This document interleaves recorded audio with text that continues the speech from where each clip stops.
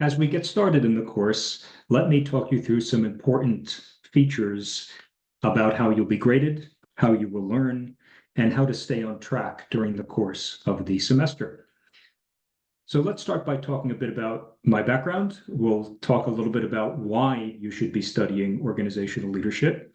We'll talk about what you'll be able to do after taking the course, how you'll actually learn in the course, how the course is structured, how we'll interact during the course of the semester, how you'll know what is due when, how you'll be graded, and how to increase your chances of success this semester.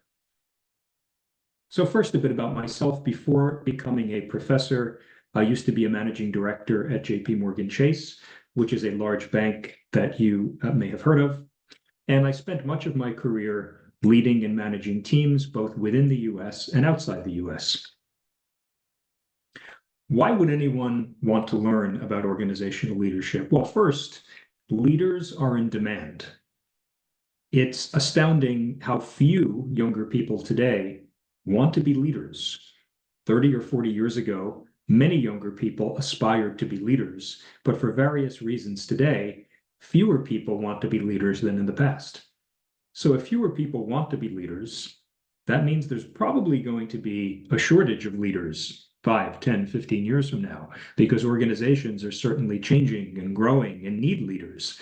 So the first reason to take a course like this very seriously is becoming a better leader could make you more marketable from a career standpoint.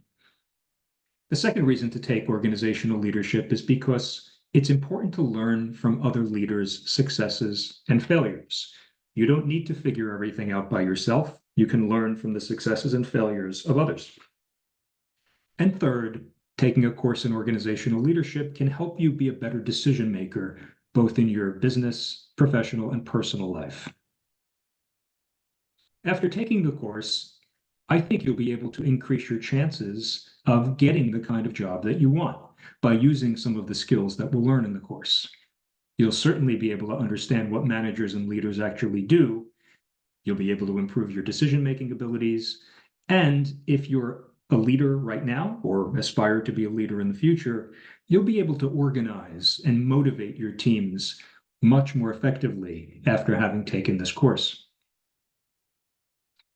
Since this is an online asynchronous course, there are various types of learning that we'll do. There are various tools that we'll use in the learning process. The textbook is one of them. The textbooks for this course is mandatory, so please be sure that you can access the textbook via Moodle. Moodle is also mandatory. And if you're new to online learning, and if you're new to Moodle, I highly recommend that you go to the Getting Started with Moodle link on the left side of the Moodle screen. Since this is a fully asynchronous course, you'll learn by not only the textbook, but also by doing other readings, which I've posted in Moodle. You'll watch videos. Some of the videos are lectures that I make myself. Others are video case studies that I link to. You'll submit assignments. You'll take quizzes and assessments, which I'll go through in a moment. Please don't be alarmed if you see a lot of video lectures for some modules, but no video lectures for other modules. I find that for some topics, video lectures really enhance the learning experience, but for other modules, other activities such as discussions will enhance your learning more effectively. So don't be alarmed if you see some video lectures for a few modules, but few or no video lectures for others. The course is structured in 13 modules, and at the beginning of each module, it is really helpful for you to read the learning objectives. These learning objectives tell you what you should be able to do by the end of the module. Most of the modules have a quiz at the end of them, which relates directly to the textbook chapter, so please make sure you complete the quiz by the due date. And then many modules have discussions and assignments associated with them. Even though this is a fully asynchronous course, we'll be interacting during the course of the semester. One of the ways that I interact is through the announcement section of Moodle. So please check the announcement section once per day. Sometimes I'll send articles and current events that will show you how the tools that you're learning in this course can be used in everyday life or real-world decision-making. So I do tend to share information and send reminders through announcements. So please check announcements every day. I also send feedback on graded assignments. So please check each assignment after I grade it, because I do personalize my comments to the work that you do. And finally, please feel free to reach out by email. I'm always happy to connect if you have questions. Let's talk about grading. How were you graded in this course? There are 4 discussion forums. Those discussion forums are worth 20% total. There are 4 assignments. Those assignments are worth 20% total. There are 10 quizzes worth 30% total. And then there's a final at the end of the semester worth 30%. You can expect turnaround times on grading to be relatively quick. So all assignments, discussion forums, and quizzes will be graded within 7 days after the due date.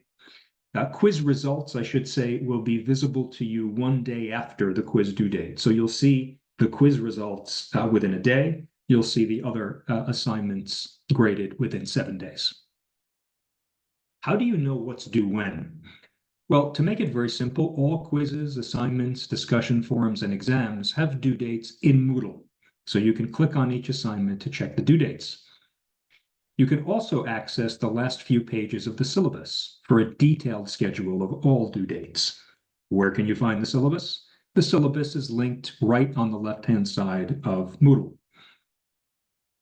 To keep it simple, as I reflect in the syllabus, assignments are all due on Wednesdays by 11:59 p.m.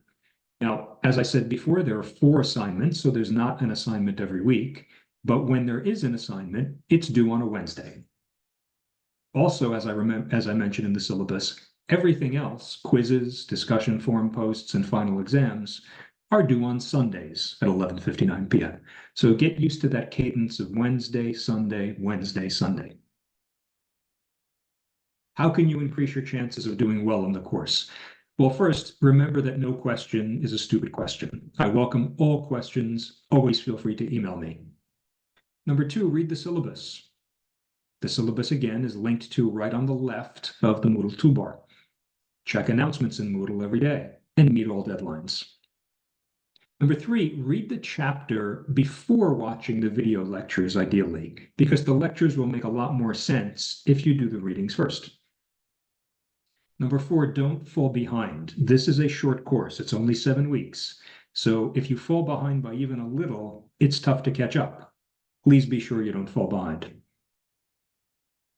Number 5, make sure you read the learning objectives at the beginning of each module so you can kind of test yourself and make sure you're able to do what the learning objectives say you should be able to do. Number 6, as I said, always check the announcement section. And finally, number 7, as I mentioned in the rubrics, and you can find the rubrics on the left-hand toolbar in Moodle as well, you really need to demonstrate that you can use concepts and terminology that we're learning in this course. So when you complete assignments, when you make posts for the discussion forums, when you submit the final exam, please make sure that you respond to the questions using terms and concepts that we have learned in this course. It's not enough to just give an opinion, but you need to give an opinion and use terminology and concepts and information that we're learning in this course to support your answer. Sometimes students lose points because their responses on assignments are very vague and they don't really demonstrate that they've mastered course concepts. So don't fall into this trap and try very hard to use the course concepts and terminology that we've been learning. Feel free to stop by my office. I'm in Henderson Hall, room 202. You can make an appointment if you'd like, or of course, since this is an online asynchronous course, feel free to reach out to me always by email, and I'm happy to connect with you that way.